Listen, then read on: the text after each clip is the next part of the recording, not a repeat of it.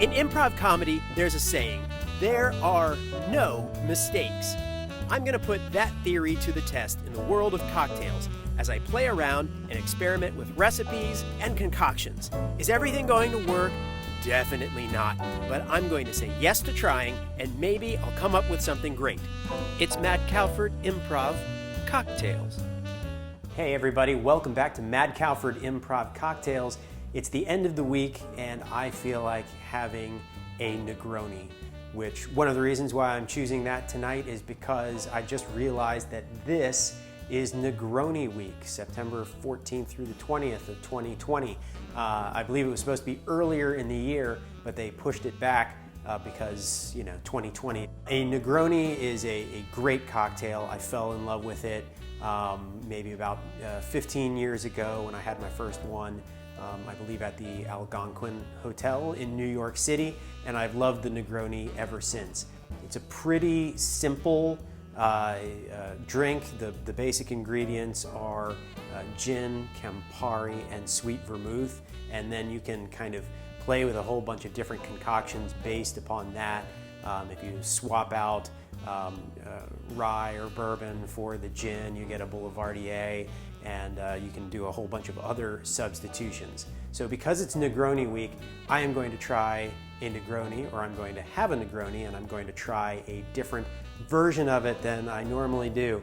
So we'll see if I like this any better than the one that I usually will fix myself. So the recipe that I'm using is from a book called Alchemy In a Glass. The Greg Seider is the author, and among other things, he created the cocktail program for the lounge at Le Bernardin in New York City. So hopefully that means he's good. I've had some other things that he has done recipes for in here, and it usually turns out pretty well. And he has a different way of making a Negroni than I do when I typically make a Negroni. So I'm going to try his way of doing it. One of the first things that I think is different about the way he does it is he recommends shaking the Negroni. Normally this is a stirred cocktail, but he says shake it all together, so that's what I'm going to do. He adds some orange bitters, so I'm going to do a couple of glasses of orange bitters into the shaker.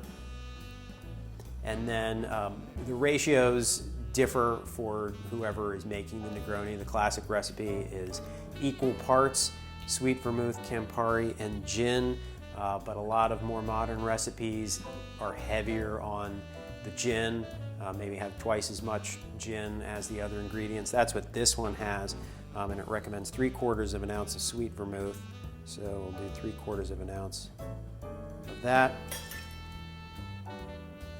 And then instead of Campari, which is the traditional bitter portion, you've got the sweet, you've got the bitter, and then you've got the main spirit.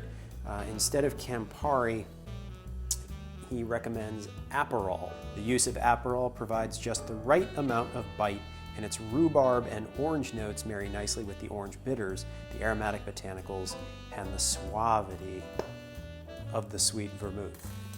3/4 of an ounce of Aperol. And then he recommends 1.5 ounces of gin, so that's what we will do.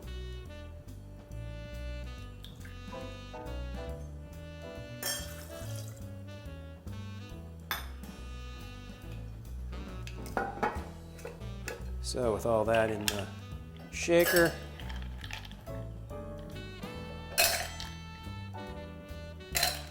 add some ice, shake it up.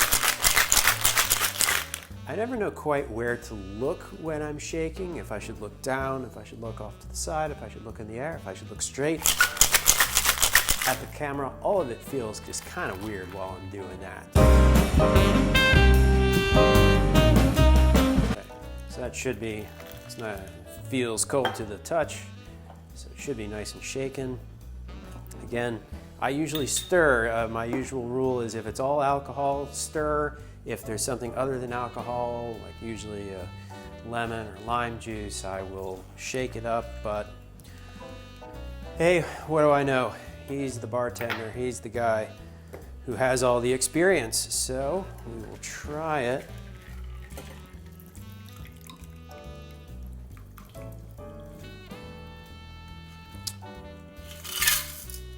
The other thing is I usually will take my Negronis served straight up, but he says rocks glass with large cubes, so I'm going to do that. See?